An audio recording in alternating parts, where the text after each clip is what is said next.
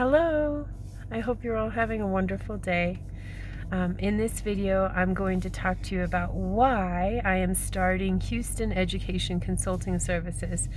Because one of my friends said that if she were to attend one of my courses, for instance, I did the course called Mother Prep, where I talked about some of the issues that some of the parents in the Facebook groups I belong to have spoken about and struggling with, like sleep issues and feeding issues and issues with 0 to 6-year-olds.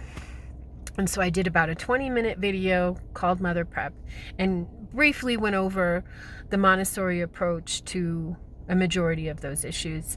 And the class was based on Dr. Montanero's book, Understanding the Human Being, which is, and Dr.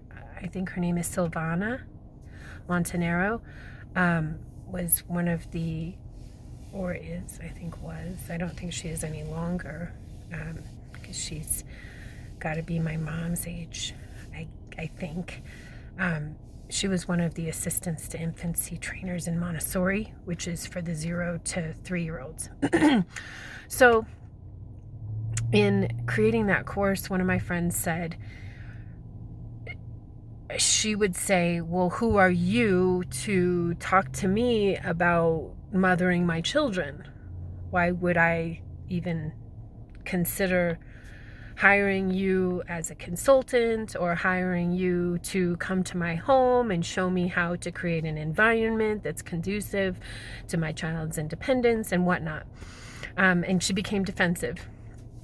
And that was her, she was very honest with me, and she said that that was her like knee-jerk reaction. And because we've known each other for 20 years, she confided in me that she felt that that could possibly be someone else's reaction, because she knows that I'm a parent and a Montessorian. And so she was kind of going back and forth between, trying to empathize what other parents might feel. So she encouraged me to create this video, and I'm calling it my why.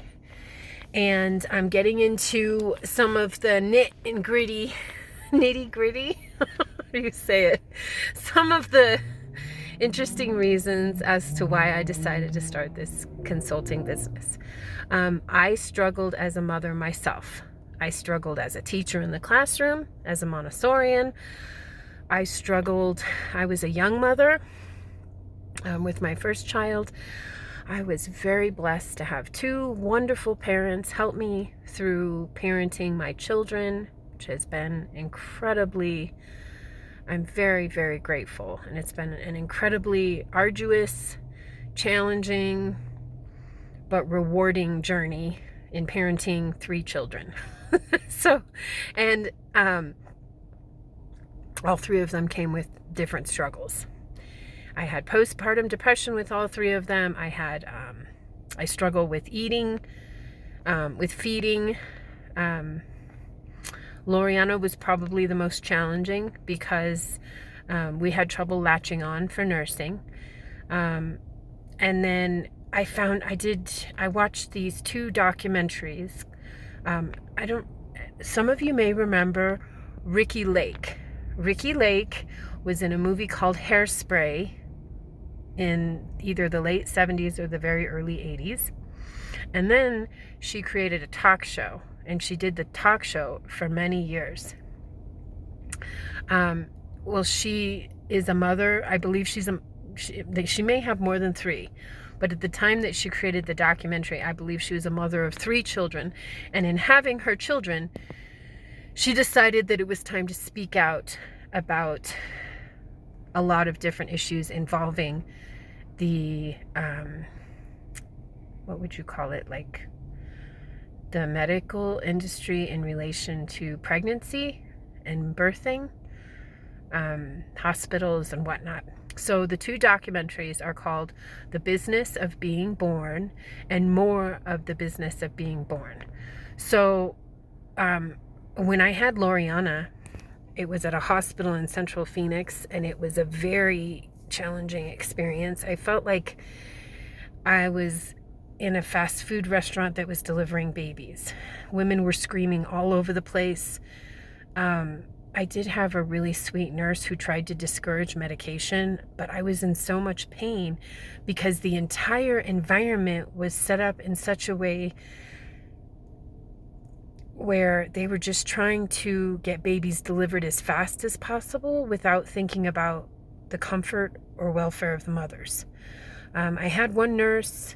It was about a 36-hour pregnancy. I had one nurse and she was amazing, and then she disappeared. And then another nurse came and she was very different from the first nurse, not nearly as loving or caring. And it was just a really traumatic experience, which you don't want. Your baby feels everything you're going through when you're pregnant. So if you're going through trauma, you can guarantee that baby feels the trauma too. And I think hospitals have kind of come around a little bit more to that idea, and they've become a little bit more aware of how the mothers are being treated, but it still can be a traumatic experience for some women. So my second birth was in a birth center, and that was so much more enjoyable. That was probably my best experience. And then my third one was University Center Hospital in Colorado. I had a midwife. However, the midwife stepped away for, I think, like a personal phone call or something. And she left the hospital. So when they were trying to page her, she wasn't available. And during the time from when she was at my bedside to when she stepped away, something like 9 people came into the room, and they were trying to do an emergency cesarean C-section. It was really, really traumatic again. So Greg's heartbeat was stopping and starting. So they wanted to go in and get him out as soon as possible. Midwife came back in, kicked everybody out of the room, and said, "This mother has had 2 normal deliveries. She's going to have a 3rd one, and I'm going to deliver this baby." And she did. And it was, he came out blue. He wasn't breathing for, it felt like an hour as his mother. I was really, really scared, but it was maybe like 3 seconds. It wasn't very long. And then he started breathing and crying and all that good stuff.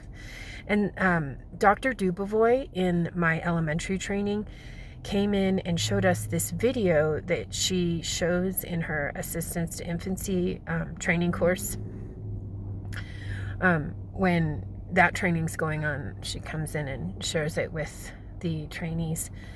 And it was an older video, so maybe the 60s, late 60s, something like that. I'm not really sure when it took place. I can't remember if it was black and white. It might have been in black and white. It was dark, like maybe navy blue or something. It was very dark colors in the video, so it was hard to tell when it was made. But the doctor was being very rough with the infant, holding the infant up by its feet, spanking its bottom, being kind of manhandling the infant. And I found myself like going, because it's a little soul, it's a little human. That child can feel everything, and they just went through the traumatic experience of being born into this world, and then the doctor's like flinging them around like a little doll. It was really, like they go to their feet and they flick their feet with their fingers. That test, the APGAR test or something like that, just, they didn't do any of that when I was at the birth center with Faith. And I am very excited to let you all know that from the birth center here, one of the birth centers here in Flagstaff shut down recently, which I was sad to learn about. However, I did a little bit of research not too long ago and found that several birth centers are popping up everywhere, and insurance again is beginning to cover them, because when I was pregnant with Greg, unless you could come up with between $5,000 and $10,000, I think you could make payments if you found out and you tried to join a midwife, like right as you were pregnant, you could make payments to her. But unless you could come up with that large amount of cash, then an insurance would not cover working with a midwife and possibly having either a home birth or a birth in a birth center. So, and then I found out the insurance won't cover it, but the average birth, this was 10 years ago, the average hospital birth is between $30,000 and $50,000. And when I was seeing the doctor in Santa Clarita, California, he actually asked me if I wanted a cesarean, which I was really confused and shocked about, because I said that I didn't see any reason why I would need one, and I've seen some of my girlfriends heal from them, and it does not look like a very comfortable experience, and I really wanted to nurse, and some of my friends have said that they can't nurse because of the pain they feel when they're holding the baby on their stomach. And so anyhow, I was a little bit surprised that he said that, and I did some research and found out that they have something called the Mommy Makeover in New York City and Los Angeles. Some places you can go in and you can tell the doctor when you want your due date to be. You can have a cesarean, and you can get some sort of surgery done at the same time. You can get your tubes tied. You can, they just do it like a one-stop shop thing, which I think is kind of sad, but to each their own. It's everybody's going to make their own choices when it comes to their body and their birth experience. I'm parked in my car because Greg is in his Cub Scout meeting, and there's a field in front of me, and the wind is really, really, really strong right now, and the dirt devils are just flying up and then disappearing, and then flying up and disappearing. Anyhow, it was distracting me. So my why is because as a parent myself and an educator, I've really struggled over the years, and I want to share with you some of the things that I've learned on my journey, and I want you to have a much more enjoyable and relaxing, peaceful, enjoyable parenting experience than I did.